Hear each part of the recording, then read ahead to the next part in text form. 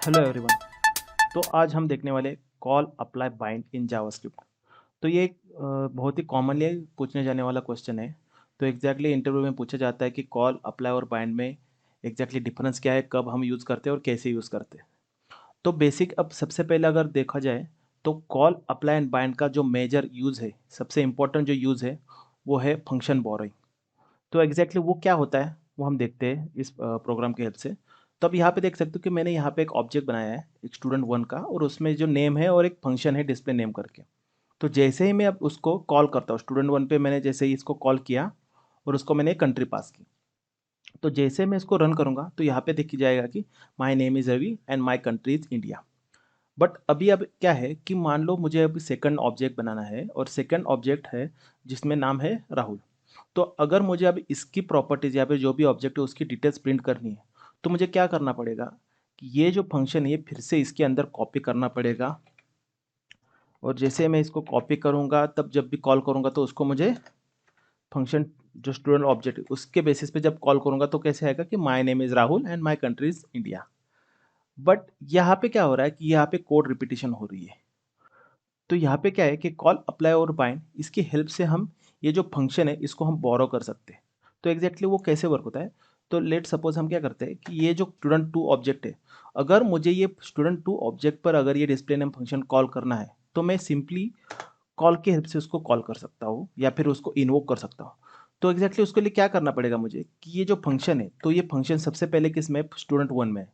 तो student one dot display name जो function उसके अंदर बिलोंग करता है।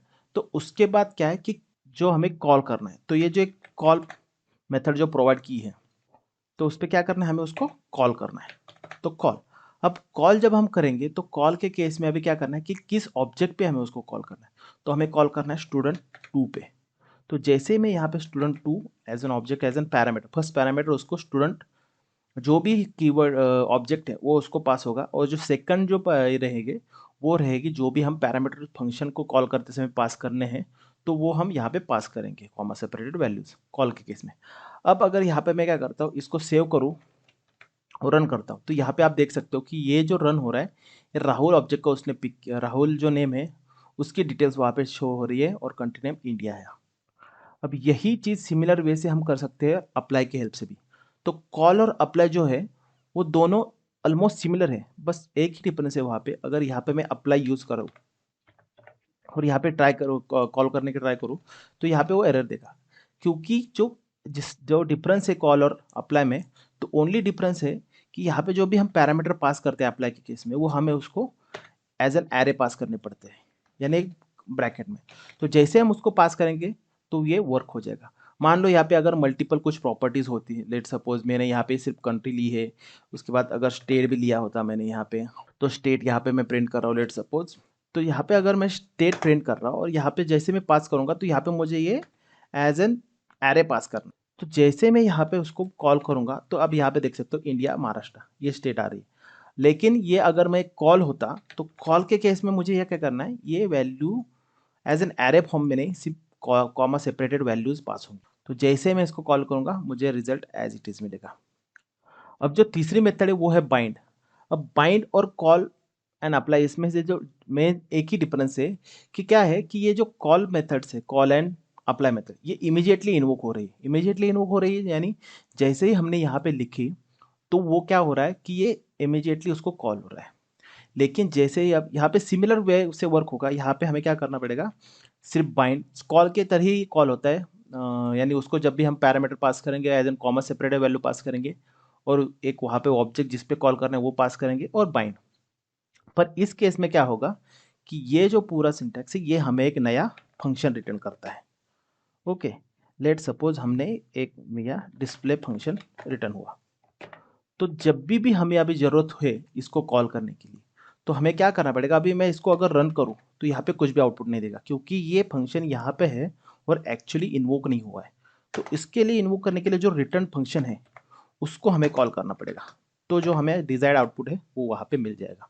तो ये मेन डिफरेंस है कॉल अप्लाई और बाइंड में। तो सबसे इंपॉर्टेंट चीज़ जो इनमें है कि कॉल एंड अप्लाई में, कि कॉल जो है उसको अब जब भी हम कॉल करेंगे तो उस टाइम पे वो जो वैल्यू जो पास होती है वो डायरेक्टली कॉमा सेपरेटर रहेंगी। अप्लाई के केस में हमें उसको एज एन एरे फॉर्म में पास करेंगे, और जो बाइंड जो है वो हमेशा एक नया फंक्शन रिटर्न करता है, जब भी हमें उसकी ज़रूरत है हम उसको कॉल कर सकते हैं। तो इस तरीके से हम इसको फंक्शन बोरोइंग की तरह से वर्क होता है।